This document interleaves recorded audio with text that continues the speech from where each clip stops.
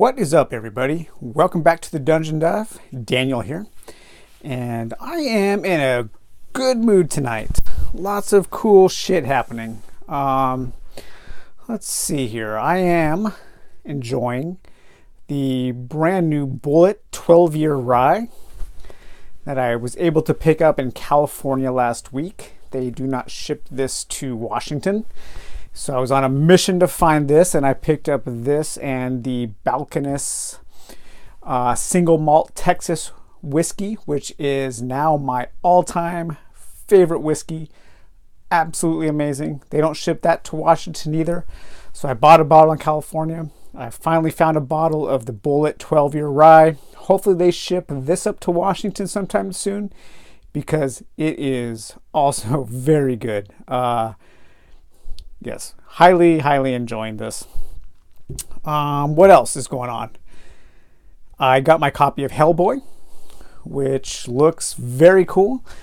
I'm super excited to dive into that and hopefully have a review up by Sunday, I'm planning. I've been really into Hellboy for the past year or so, reading all the comic books and just really getting into the Hellboy mythos and lore and all that kind of stuff. So the board game is looking like it's really going to capture the feel of Hellboy. Let's see, the Bloodborne board game hit Kickstarter, and that looks pretty good. Fingers crossed. Let's hope somebody finally makes a good game from a From Software property.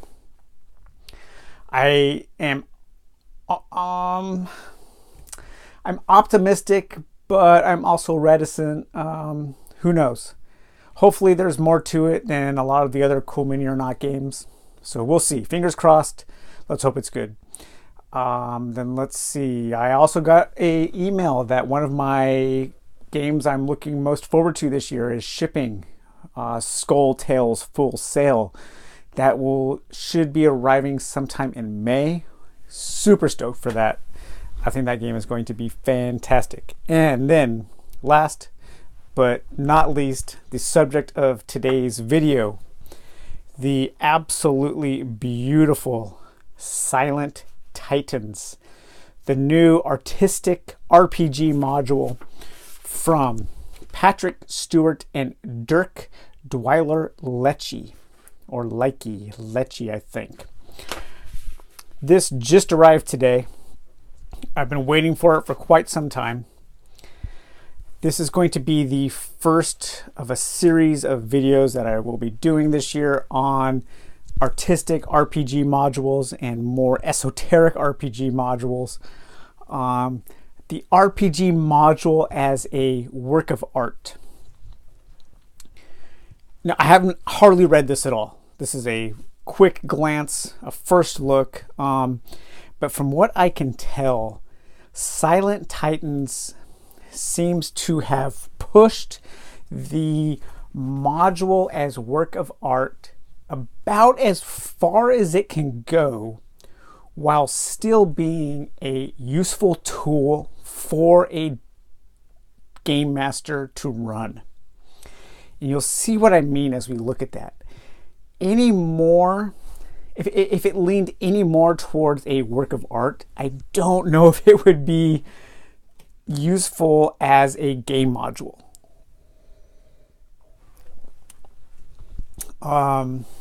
Because this, I think, is really pushing the boundaries of this style of artistic module. So this is the dust jacket here. I wanted to take it off and even on the inside of the dust jacket already, you have this weird kind of, I don't know if this is a map or something, but it is gorgeous. It reminds me a little bit of the map layout for Advanced Space Crusade. I don't know why. I think it's just the organic nature of these things kind of look like polyps or something. As you can see, just reading here on the inside flap, this is about loops, lost, dark futures, and time. I was born here in this place. I left, looped around a small section of the earth like a needle tightening a stitch. then in the winter of my life returned. Yet this land has always seemed unreal to me. The Titans piled like cordage under the soil of Wur Heel are on their own long, dark loop. Returning to the future, they were made to defend and are destined to destroy. The Knight of the Golden Pentangle, his quest set by the Pearl Poet on the borders of recording, is also destined to come back this way, saddened by his journey, home to his hall, his place and his time. But he hasn't yet. He is missing in history. Something has gone wrong. Silent Titans is a game or an adventure with the rules included. A game's alter self. It uses Chris McDowell's Into the Odd rule set. Now, I am not familiar with Into the Odd. Some of you might be screaming at me right now, like, how can you not know about this great indie RPG rule set? I just don't. There's so many. It's almost impossible to keep track of them all. I am going to buy the PDF and read it soon. Let's see. It grew feeding on the talents of Christian Kessler, waxing fat on the so far unacknowledged genius of Dirk Detweiler Lecce, and was moderated and bound by F.M. Geist and Jacob Hurst. So if you're familiar with the essential idea of Dungeons and Dragons, you can run it. If not, thought and attention will reveal all. So one thing that I do know, just reading very quickly about Into the Odd, is that it is a super rules light system. I think the core rules are only 16 pages. Silent Titan comes with a bookmark that actually says, Silent Titans is a bizarre nightmare adventure setting written by Patrick Stuart. We will be looking at quite a few books from Patrick Stuart and Scrap Princess this year, and lovingly illustrated by Dirk Detweiler Lecce. Built to run on the ultralight Into the Odd rules as presented on this bookmark.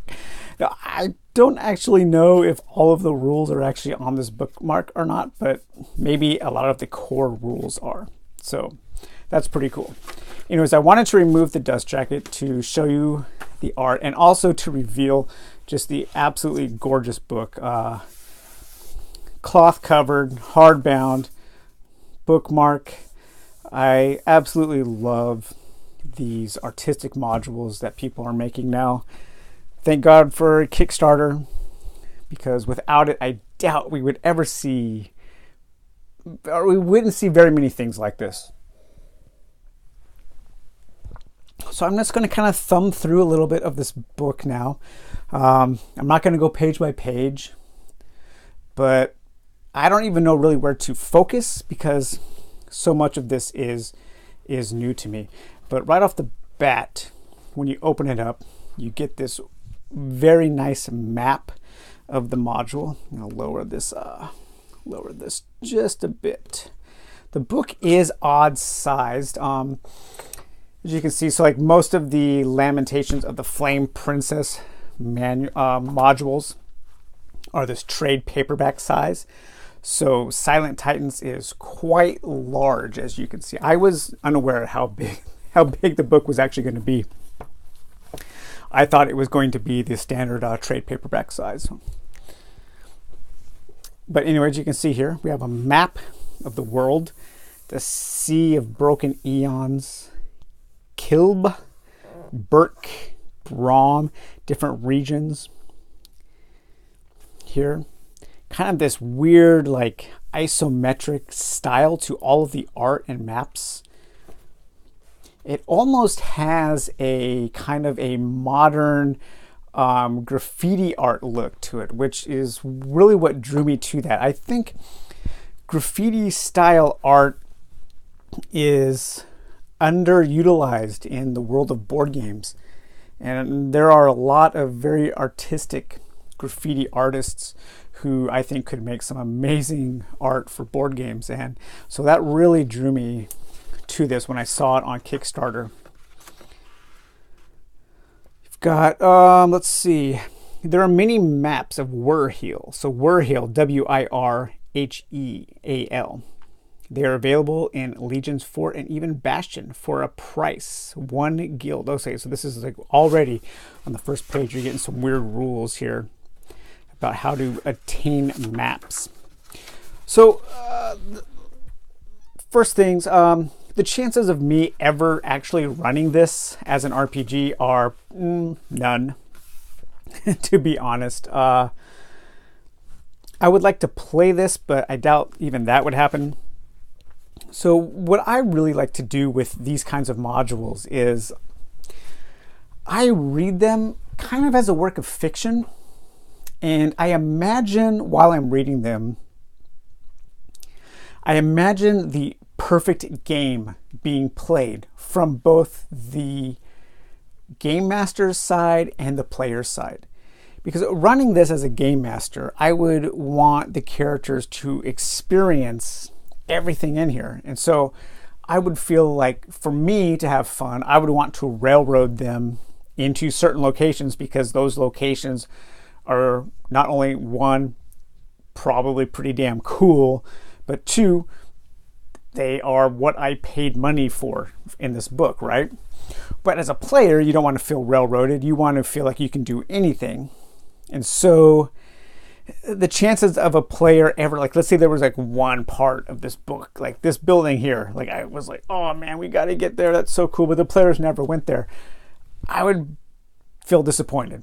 And so what I like to do is read these modules and imagine a game being played where I am both the DM and the players, and I get to experience everything in a perfect way that I would want to run the game and play the game.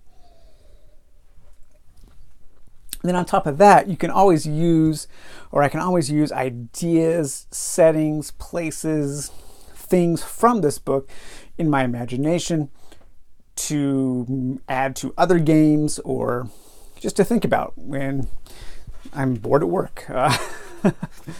But all right, so let's look through this a little bit. We've got a table of contents here. So the Silent Titans.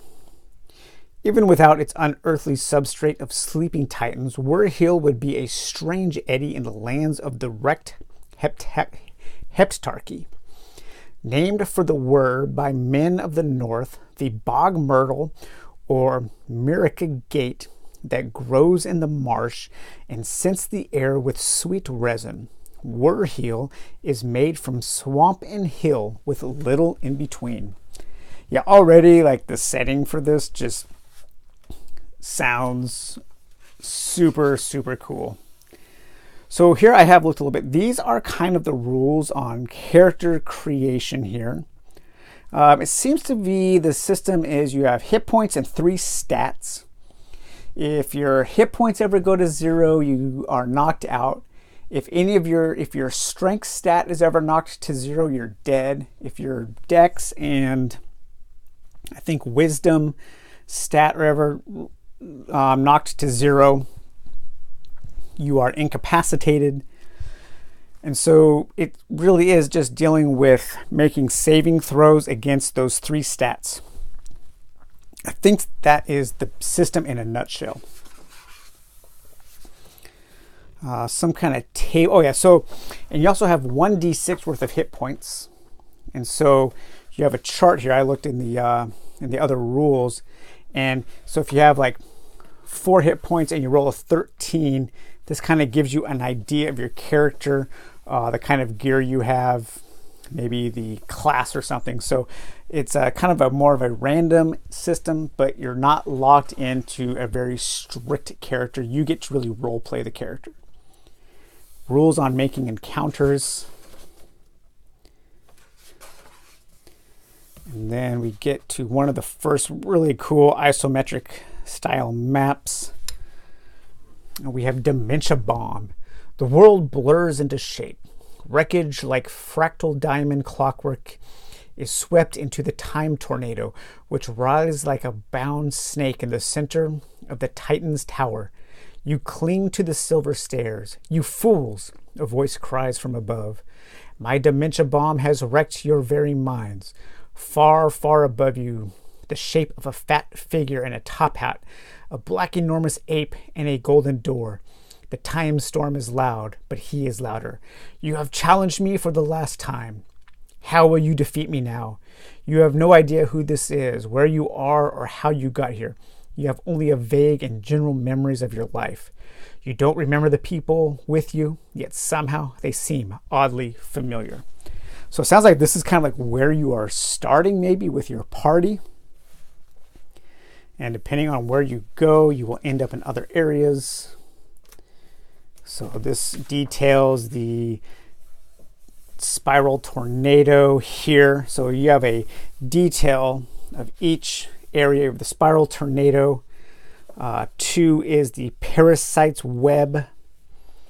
3 is the pendulous shaft. 4 is the elder. 5 is the stylite hulk. 6 is the bronze bell. And 7 is the mind or the mind of Kronos. Sorry, the font's a little hard to read on those titles, but everything else looks good. It's just because I'm a little far away. More great art. The Ellis mirror. They wake up, floating in gray water. Before them, a rack-encrusted stone wall. It stretches as far as they can see. Behind them, gray wash, gray sky, no horizon or opposite shore. Above them, on the wall, Malgo Moonpig, a boy pig in an old tweed jacket with a full moon mask. What are you doing there? Oh man, I love the way this is written. It is so much like a Michael Sisko. I would love for Scrap Princess to work with Michael Sisko. You guys know I love this author named Michael Sisko. But if he and Scrap Princess got together to create one of these artistic RPG modules, it might just be too much. Our feeble mortal brains may not be able to grasp it. So we have a Legion's fort here with the shopkeepers and a castle, the Demon Bone Train. Different ways to shop, and I looked at this, so it's like, what do you need? It tells you what you need, like a square deal, a cheap deal, someone to set up a meeting, different things that you need. But then it's reference to a Bible verse, which is quite odd, kind of cool. It tells you who to talk to, the NPC, something that they don't tell you, who's available, what they do. The bastard Beldude, he's a mercenary. He has a musket and a sword. You can hire him for 5 shillings. Who's for hire? So these are different mercenaries. What if you need? If you need a gun, the Bible verse reference is, and you will go out and frolic like well-fed calves. Malachi 4:2. You have to talk to Ellie the duck.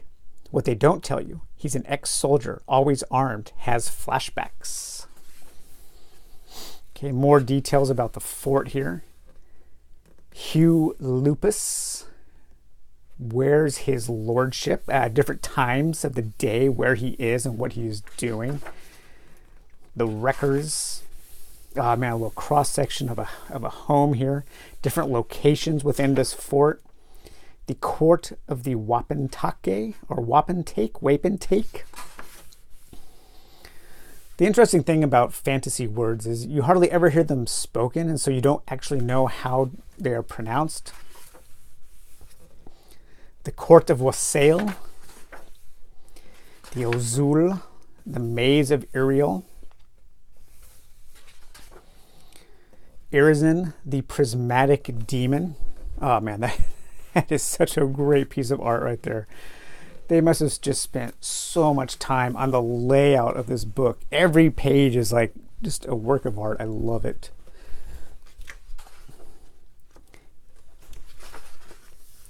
So again, like even looking at this, like I don't know if it would take a special kind of DM, I think, to be able to run this in such a way that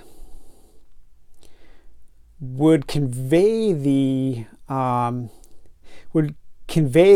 overarching theme and atmosphere if you're able to pick up on a story, or do stories just kind of develop from the actions that the players take? I'm not quite sure. I think I am definitely not a good enough dungeon master to run something like this, and so that's why I buy these books, just to read and enjoy as odd works of weird fiction. And I have a feeling that I'm just going to absolutely love reading every page of this over and over again over the years, because it looks like it just contains an absolute, it's just overflowing with creative ideas, interesting people, weird places. So yeah, that's about it. I just really wanted to show this book because I think some people who watch this channel and enjoy the kinds of things that I do are really going to get a kick out of this. Now, I'm not sure if you can still get the book. I don't think it's a limited edition. I don't think it's a Kickstarter exclusive or anything. So just Google Silent Titans. I know you can buy the PDF, and I'm sure the PDF is okay, but I think something like this, as a work of art, you really want the physical thing. So yeah, I hope that piqued some of your imaginations. And if you did, let me know. Let me know if you ever run this or you have played it and how that went. I would be incredibly curious about that. Hopefully somebody runs this and does a YouTube series of it. Now that would be super cool. I would love that. So, all right, guys. Well, I hope you enjoyed this video, and we will talk to you later. Bye-bye.